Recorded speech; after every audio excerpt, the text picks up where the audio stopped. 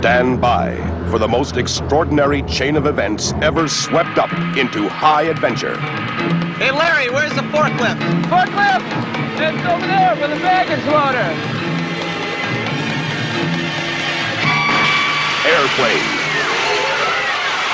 Airplane. Airplane is drama. This is Dr. Brody at the Mayo Clinic. There's a passenger on your Chicago Flight 209, a little girl named Lisa Davis, en route to Minneapolis. She's scheduled for a heart transplant. I want you to make sure that she's kept in a reclined position and that a continuous watch is kept on her IV. Airplane is action.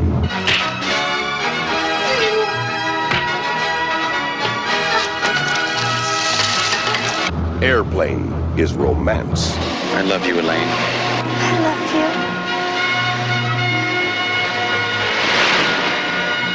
Airplane is music. There is only one river, there is only one sea. Airplane is dance.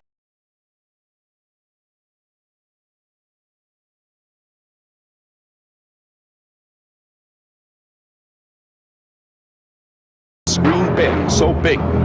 You ever been in a cockpit before?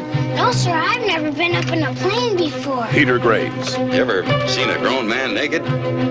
Kareem Abdul-Jabbar. My name is Roger Murdoch. I'm an airline pilot. Leslie Neilsen. This woman has to be gotten to a hospital. A hospital? What is it? It's a big building with patients, but that's not important right now. Lloyd Bridges. Johnny, what can you make out of this? This? Well, I could make a hat, or a brooch, or pterodactyl. Robert Stack. All right, Steve, let's face a few facts. And we hope you enjoy the rest of your flight. Julie Haggerty. By the way, is there anyone on board who knows how to fly a plane? Can you fly this plane and land it? Robert Hayes. Surely you can't be serious. I am serious. And don't call me Shirley. I've got to get out of here. I've got to get out of here. Down, get a hold of yourself. Stewardess, please, let me handle this. I've got to get Calm down. Now get back to your seat. I'll take care of this. Calm down. Calm down. Get a hold of yourself. Doctor, you're one of the phone. Everything's been all right. Sister, please, I'll handle this.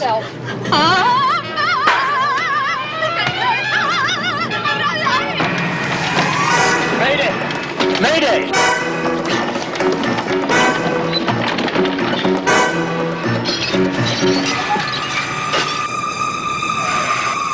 All right, now everybody, get in crash positions. The most incredible adventure the screen has ever created. He's coming right at us! The big news is Airplane.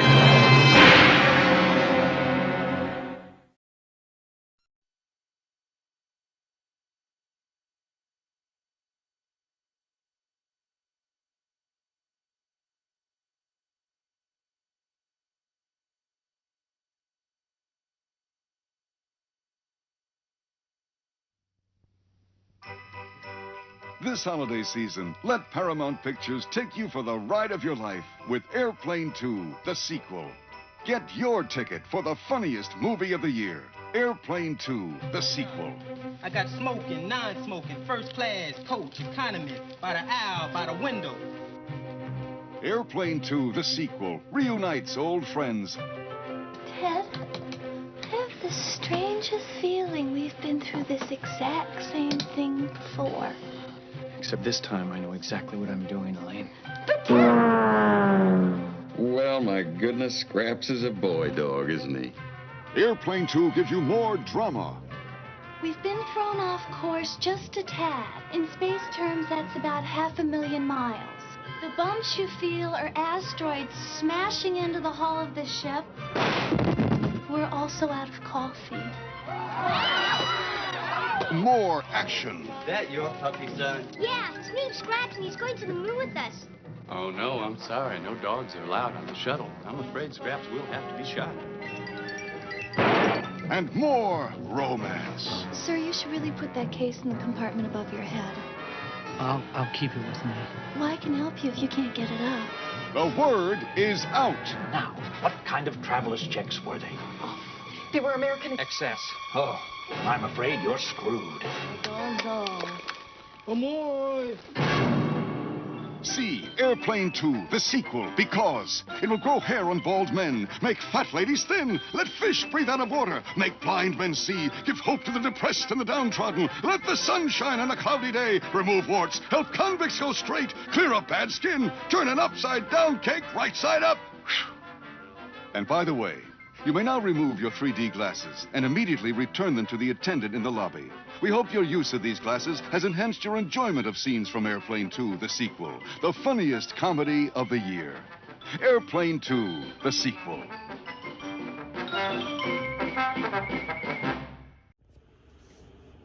Hey guys, we just saw Airplanes 1 and 2. What the fuck did we just watch? We watched masterpieces. So many layers you just don't understand about these movies, good sir. They are brilliant beyond all.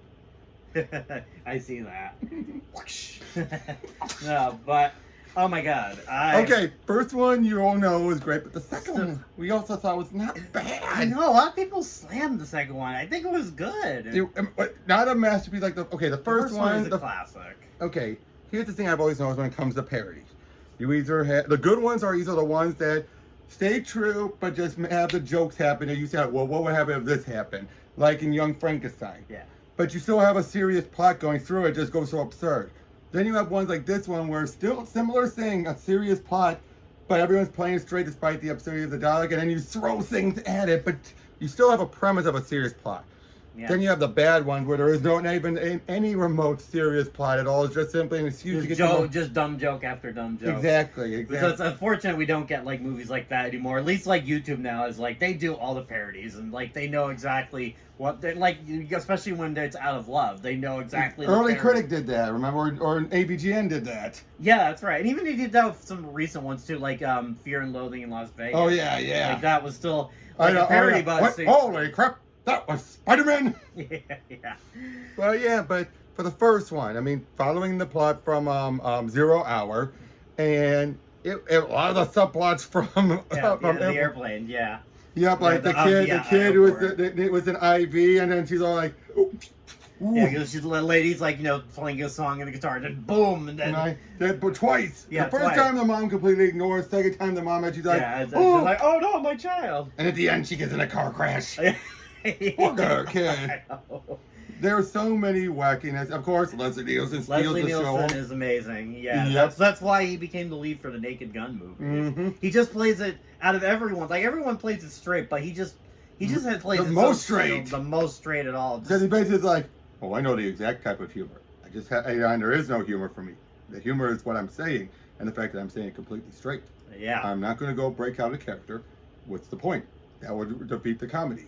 Yeah, and he just does it brilliantly. Now, some of the others, they're in on the joke to a degree, but not to that degree. Not as much as get Jacob. Yeah, Jacob. And Larry's getting large. Where he goes over the top, but he had some funny moments. He did have some funny, but there was others you're like, yeah, it kind of like Robert Stack. Great to hear his voice, even though him being this uber serious type of guy, and as he's again much like Leslie Nielsen, saying this crazy ass stuff. Peter Graves too, guy who's also really known to be very serious. And both of them, yeah, and but of course then you have the weird stuff like, tell me, did you know how gladiators were, little boy? It's like, what? What?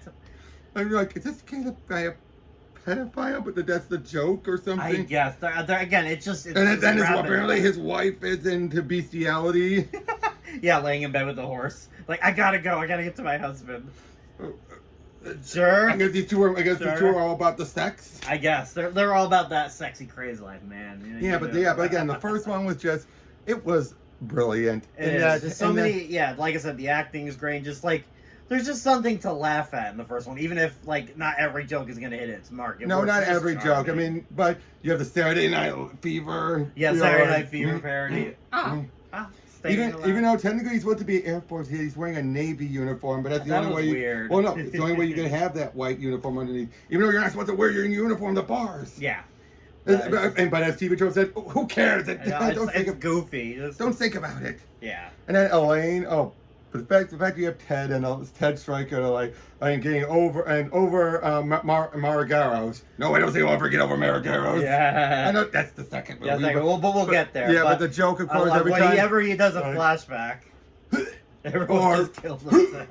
Or the other guy, he's about ready, like. I think that was my favorite. And then he still explodes anyway. He's just putting gasoline. He's like, wait a minute, please stop. Oh, okay. Boom, nope. Yeah, he was like, boom. And yet the plane's still fine. I know, yeah. And there's just so much. I'm trying to, because there's just so many like gags that it's one of those movies you have to repeatedly watch to see every little. You know joke. that poor kid was only in for that one bit, and then you never see him again. Oh yeah, that's right. You have the nuns, although I kept thinking the nuns were gonna have more of a role, but it's like I know, the joke was I gotta say the joke was better in Airport 2 actually. Yeah, I guess, but there's also a woman who's hysterical, and then they all just come up and start laughing that joke. her. And then you just see people with like a bat or something. They're all ready. The jive talkers, Nanny. I know. Oh yeah, Nanny so from Muppet Babies, and Mrs. Beaver from Leave It to Beaver was the one who was able to talk all this jive talk. And they're doing all this jive talk you can't understand. They need subtitles, but then everyone's like, what are they saying? But then... And then, like, we need to tell them this, and like, oh, I speak jive. I'm like... Yeah, especially if you watch Muppet Babies, it's just weird. Nanny speaking jive to these guys. Or, again, Mrs. Beaver. Yeah, oh, yeah, especially that show. Yeah, you're just like... And that's what makes it funny. She sells it. She really does. That's the best thing about it. They all sell it. Oh, yeah. This is a fine day for me to stop smoking. Oh, that's Stop day for me to stop drinking. Stop taking amphetamines. Stop sniffing glue. Woo! Like, it's coming right at us. Yeah. So, fun fact, too, at the beginning of the movie, The Windshield Wiper, that was Jimmy Walker, who was in the 4th Airport movie, too. Yep. Which is really funny. It's my diabetes Tris. Like, oh, you got a new one. They're triplets. But wow, I was so glad to watch it again because I love those movies. Love Naked Gun. Why do I have a feeling the guy who was saying to the fine day stop sniffing glue and stuff? Why do I have a feeling that would have been George Kennedy if he had done it? I don't know. I have a feeling that would have been him. Like, oh boy, this would have been a fine day to stop. Yeah, I know. But then the second one. It started off slow. Let's be honest. It did, that first one, they were trying to reuse a lot of stuff. They got rid of. At least they got rid of most of the reused jokes, like the talking out. Like, no, I don't want to bore you. And it's like, no, keep going. Stuff like that. Or, but of course, then they put a nice spin on it when he tells it to an old lady, and you think like, oh no, but then she's like, it's just bones. You're like, okay. There were some there was still some good jokes and everything. A lot of good returning actors. They brought back the hysterical woman again. I know. Stop it. Yeah. But like I just don't get the hate for the second one because some people say like it's the worst sequel ever made. It's because Zucker and Zucker were not involved. Yeah, but it shows these people were clearly in the right place. Oh yeah, definitely. Although Jacobson, I was like, shut up! Yeah, at that point he was getting a bit annoying. And there was like one or two jokes he had that were funny, but I forgot them now. But I know. Because unfortunately the bad ones overrode them, but it's like, shut up! Yeah, but they definitely did a lot more space stuff, trying to take it over the top. And like, there was the Hell 9000 parody. There was one part where... Peter Graves apparently has arrived. Yeah, but yeah, no, Peter Graves was back too. The dog. Yeah, the dog. Like, Sparky, can't live, you have to be shot. Don't worry. Oh, it's playing. It's like, how was the dog in on the joke? Yeah, we gotta figure that one out. But yeah, there was one bit where they're saying, it was rock, right? Yeah. The Hell 9000. Oh yeah. Yep. We need to blow rock. It cuts to the video, just a little smiley face. Doug, we didn't talk about Otto. Oh yeah. Otto, the autopilot in the first one. The first one. He's also really iconic. Like you see him and stuff. Like, oh yeah, it just got like this. Like, oh no, he's deflated. You got blown back up by under the belt. It's like, yeah, you can see where that was going. But that was like, yeah, that was probably again. All that stuff was probably. And then they had the lady Otto at the end. I know, but again, like stuff like that was probably like revolutionary for the times in terms of like humor and stuff. Oh like, yeah, just throwing everything at the wall. Exactly. Although here, it's one. Now Elaine was annoying for the first half of two. She was so annoying because she just. And I get that people are supposed to be dumb, but even I think it was just a stretch. But once she realized it, then she started acting fine again. At least she had a bigger role. Yeah, there's one funny part though where it's like the gravity goes on and like she's against the wall, you see her hair just like spreading out, and she's like. Yeah. So. But then, of course... Well, let's not get there yet. Yeah, okay, I know. I'm just so excited to talk about it. We have Sonny Bono as the bomber. Oh, yeah. I tried to do the... Airport one. But And they even repeat some of the dialogue. Yeah, they do too. It's like, come on, that insurance isn't gonna work now. And then the dog, Sparky, and I thought he was gonna blow up. I thought the dog was gonna blow up. I'm like, come on, guys, that's too far. But thankfully he didn't. Yep, which was great. Sparky will live. Yeah, and then because Elaine was with another guy, and then he's Simon, yep, his arms, and he turned to jelly. He just cut to him, just with a jelly face on him. And then he escaped in the pond. We never see him again. Yeah.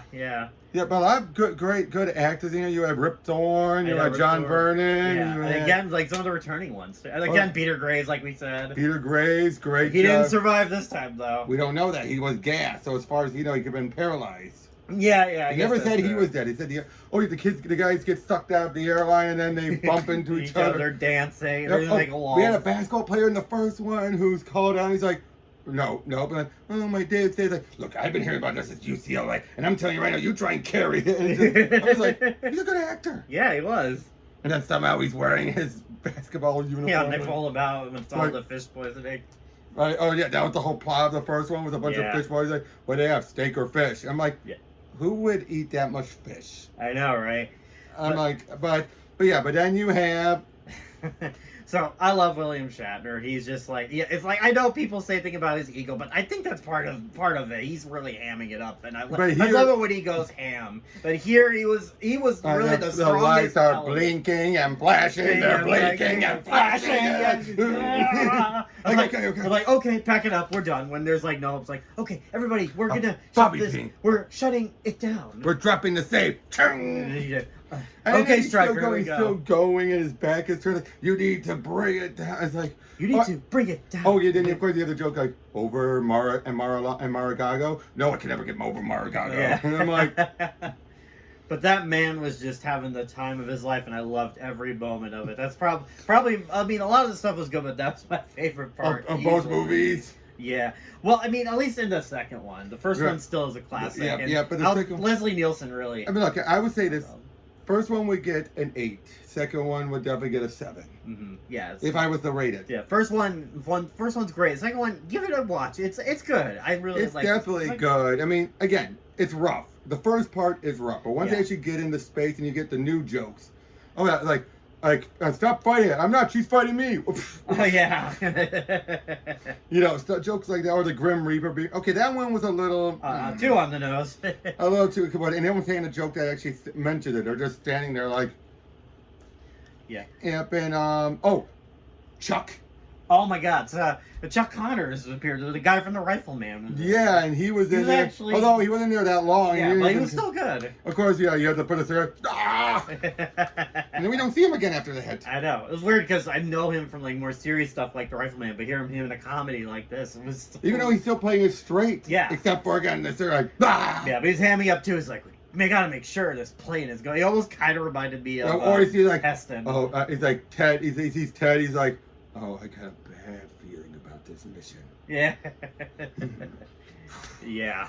A lot of smoking in this. Oh yeah. Oh, the lady who kept on saying, I don't know you very well. I'm like, oh God. And then she has a horse sex with her. Yeah, she has sex with everybody. Oh, and then you have that idiot trying to shave when they're coming in for a land. Like I know.